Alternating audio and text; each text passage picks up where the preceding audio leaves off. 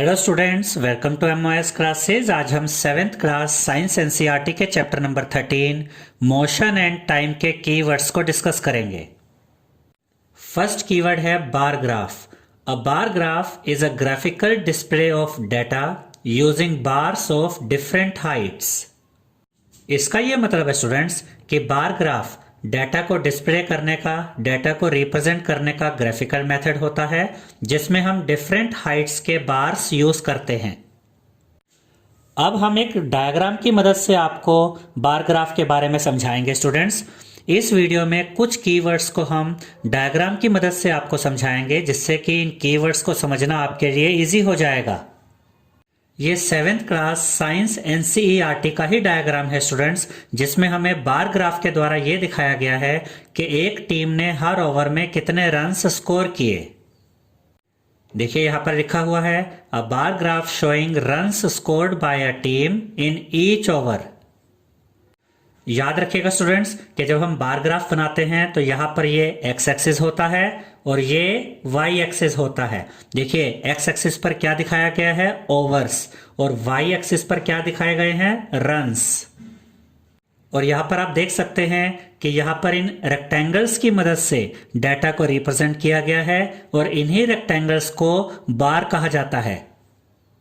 अब यहां पर आप देख सकते हैं स्टूडेंट्स कि फर्स्ट ओवर में कितने रन स्कोर हुए। फर्स्ट ओवर में 1 रन स्कोर हुआ।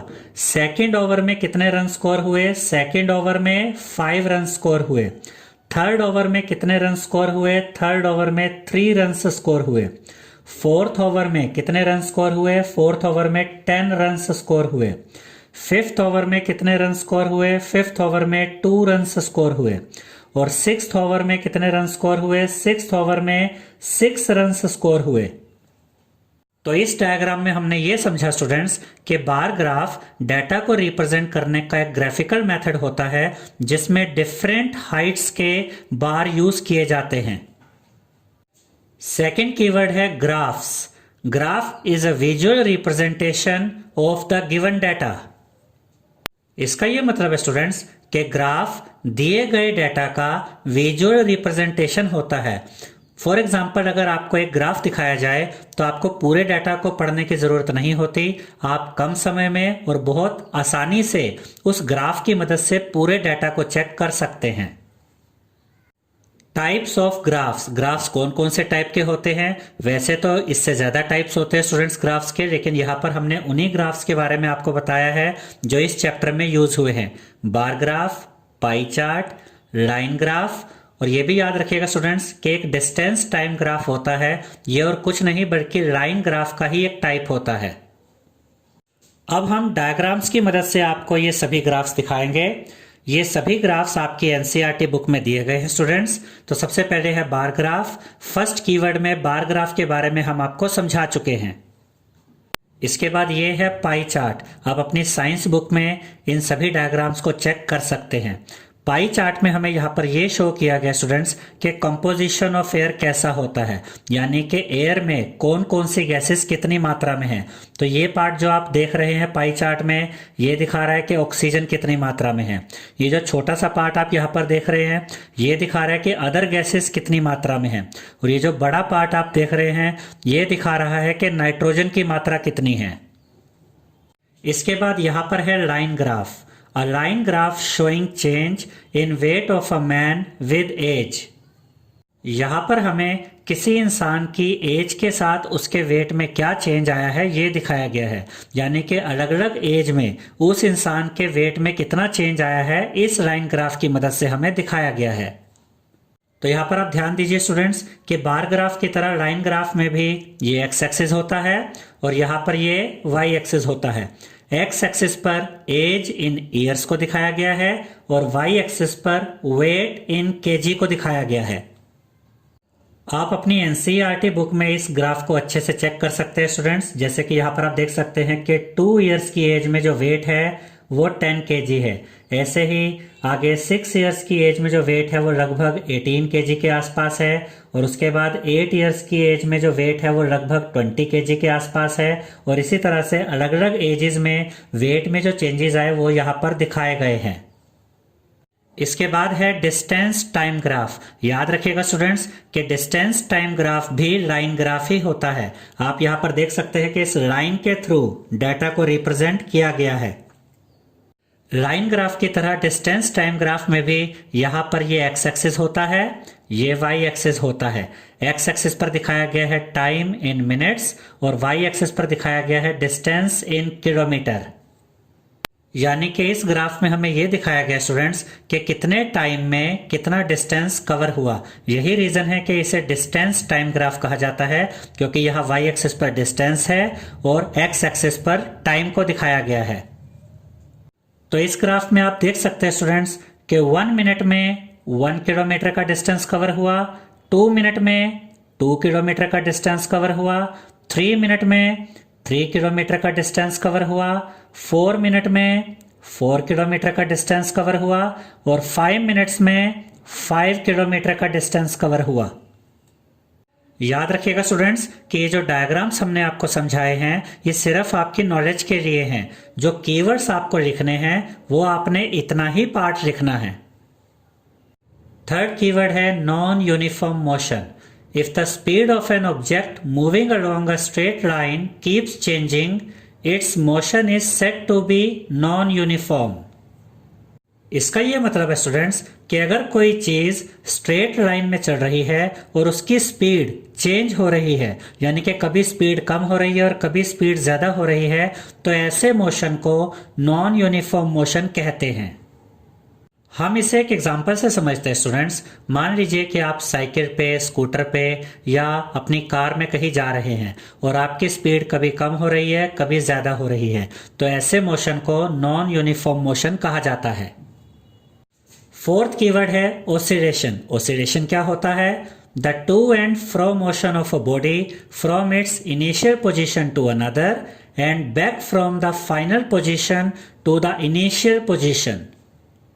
यहां पर टू एंड फ्रो मोशन का मतलब होता है स्टूडेंट्स आगे पीछे मूवमेंट होना, और ऑसिलेशन का मतलब होता है कि जब किसी चीज में आगे पीछे की मूवमेंट हो रही होती है और वो चीज अपनी इनिशियल पोजीशन को छोड़ के, यानी कि स्टार्टिंग पोजीशन को छोड़ के एक दूसरी पोजीशन पे जाती है और फिर उस फाइनल पोजीशन से जब वो वापस अपनी इनिशियल पोजीशन पर आती है तो इसे ऑसिलेशन कहते हैं। अब हम डायग्राम की मदद से ऑसिलेशन को समझेंगे स्टूडेंट्स। ये डायग्राम आपकी 7th क्लास साइंस एनसीईआरटी की बुक में दिया गया है। आप अपनी बुक में से भी इस डायग्राम को चेक कर सकते हैं। इस डायग्राम में हमें ये पेंडुलम दिखाया गया है। पेंडुलम क्या होता है? पेंडुलम में एक स्टैंड होता है स्टूडेंट्स, उसके साथ एक थ्रेड लटका होता है, एक धागा लटका होता है और उस धागे के साथ एक मेटालिक बॉल या फिर एक स्टोन को बांधा जाता है। यहां पर हमें ये ऑसिलेशन दिखाया गया स्टूडेंट्स। मान लीजिए कि आप इनिशियल पोजीशन यानी कि स्टार्टिंग पोजीशन इस ओ पॉइंट को मानते हैं और आप इस धागे को ऐसे पकड़कर खींचते हैं यहां तक और उसके बाद छोड़ देते हैं। तो ये जो धागा है जिसके साथ ये मेटालिक बॉल जुड़ी हुई है, ये धागा ऐसे मूव करेगा, ठीक है। और आपने इनिशियल पोजीशन इस पॉइंट को माना है, तो मान लेते हैं कि यहां से ये पहले इस पॉइंट तक आया और उसके बाद ये बी पॉइंट तक आया। अब फाइनल पोजीशन तो ये हुई और यहां से जैसे ही ये मेटालिक बॉल वापस इस पोजीशन पर आएगी तो हम कहेंगे कि एक ऑसिलेशन पूरा हो गया। तो ऑसिलेशन में आपको दो बातों का ध्यान रखना है स्टूडेंट्स कि आपने इनिशियल पोजीशन कौन से पॉइंट को माना है और फाइनल पोजीशन कहां पर है। जैसे कि यहां पर हमने इनिशियल पोजीशन ओ पॉइंट को माना, यहां से ये मेटालिक बॉल पहले ओ पॉइंट की तरफ आई और फिर ये बी पॉइंट की तरफ गई जो कि फाइनल पोजीशन है। और जैसे इस फाइनल पोजीशन से मेटालिक बॉल फिर से इनिशियल पोजीशन पर आई यानी कि ओ पॉइंट पर, तो हमने कहा कि अब एक ऑसिलेशन पूरा हो गया। यहां पर ऐसा भी हो सकता है स्टूडेंट्स कि आप इनिशियल पोजीशन ए पॉइंट को मान लें। उस केस में क्या होगा? मेटालिक बॉल यहां पर इनिशियल पोजीशन यानी कि ए पॉइंट से फाइनल पोजीशन यानी कि बी पॉइंट तक आएगी और यहां से मेटालिक बॉल वापस ए पॉइंट तक आएगी जो कि इनिशियल पोजीशन है। और जब ये बॉल इस फाइनल पोजीशन से वापस ए पॉइंट तक आएगी तो हम कहेंगे कि ऑसिलेशन कंप्लीट हो गया। तो ऑसिलेशन की डेफिनेशन आप सिर्फ इतनी ही लिखेंगे स्टूडेंट्स। ये डायग्राम सिर्फ आपको समझाने के लिए था। 5th कीवर्ड है simple pendulum. A simple pendulum consists of a small metallic ball or a piece of stone suspended from a rigid stand by a thread. Simple pendulum के बारे में हम ऑलरेडी यहाँ पर आपको इस डायग्राम के थ्रू समझा चुके हैं स्टूडेंट्स। यहाँ पर यही बातें लिखी हुई हैं कि एक सिंपल पेंडुलम में एक मेटालिक बॉल या फिर एक पीस ऑफ स्टोन एक धागे के साथ बंधा होता है। यहाँ पर आप देख सकते हैं कि ये मेटालिक बॉल इस धागे के साथ बंधी हुई है और ये जो धागा होता है, ये जो थ्रेड होता है, एक रिजिड स्टैंड के साथ जुड़ा होता है। यहाँ पर आप देख सकते हैं कि ये धागा इस रिजिड स्टैंड यानी कि इस मजबूत स्टैंड के साथ बंधा होता है, जुड़ा होता है। सिक्स्थ कीवर्ड है speed. Distance covered per unit time is called speed, यानी कि आप कितने टाइम में कितना डिस्टेंस कवर करते हैं, इसे ही स्पीड कहते हैं। हम एग्जाम्पल के थ्रू आपको ये समझाते हैं स्टूडेंट्स। मान लीजिए कि आप 1 घंटे में 50 किलोमीटर का डिस्टेंस कवर करते हैं, तो आपकी स्पीड होगी 50 किलोमीटर पर आवर। स्पीड का फॉर्मूला होता है speed is equal to distance upon time, यानी कि अगर डिस्टेंस आपको पता है और टाइम आपको पता है तो आप डिस्टेंस को टाइम से डिवाइड कर दीजिए, आपको स्पीड मिल जाएगी। The basic unit of speed is metre per second, यानी कि स्पीड की जो बेसिक यूनिट होती है वो मीटर पर सेकेंड होती है। Speed can also be expressed in other units such as metre per minute और किलोमीटर पर आवर। इसका यह मतलब है स्टूडेंट्स कि स्पीड को मीटर पर मिनट में भी नापा जा सकता है और किलोमीटर पर आवर में भी नापा जा सकता है। अब हम एग्जाम्पल के थ्रू इसे समझते हैं स्टूडेंट्स। मान लीजिए कि आप 1 सेकंड में 5 मीटर डिस्टेंस कवर करते हैं, तो आपकी स्पीड होगी 5 मीटर पर सेकंड। और अगर आप 1 मिनट में 10 मीटर का डिस्टेंस कवर करते हैं तो आपकी स्पीड होगी 10 मीटर पर मिनट। और अगर आप 1 घंटे में 50 किलोमीटर का डिस्टेंस कवर करते हैं तो आपकी स्पीड होगी 50 किलोमीटर पर आवर। 7th कीवर्ड है time period. The time taken by the pendulum to complete one oscillation is called its time period.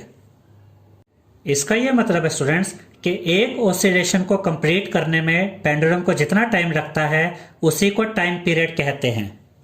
4th keyword में हमने आपको ऑसिलेशन के बारे में समझाया था स्टूडेंट्स। ऑसिलेशन का मतलब होता है कि पेंडुलम में जो ये मेटालिक बॉल होती है इसका अपनी इनिशियल पोजीशन यानी कि स्टार्टिंग पोजीशन से मूव करना और एक फाइनल पोजीशन तक पहुंचना, और उस फाइनल पोजीशन से जब ये मेटालिक बॉल वापस अपनी इनिशियल पोजीशन तक आती है तो इसे एक ऑसिलेशन कहते हैं। और इस ऑसिलेशन को कंप्लीट करने में जितना टाइम लगता है उसी टाइम को टाइम पीरियड कहा जाता है। अब हम इस डायग्राम की मदद से देखेंगे कि टाइम पीरियड क्या है। मान लीजिए कि इस पेंडुलम में मेटालिक बॉल की जो इनिशियल पोजीशन है वो O है।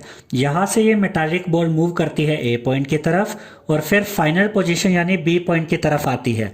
और इस फाइनल पोजीशन से जब ये मेटालिक बॉल वापस O पोजीशन पर आएगी तो हम कहेंगे एक ऑसिलेशन कंप्लीट हो गया।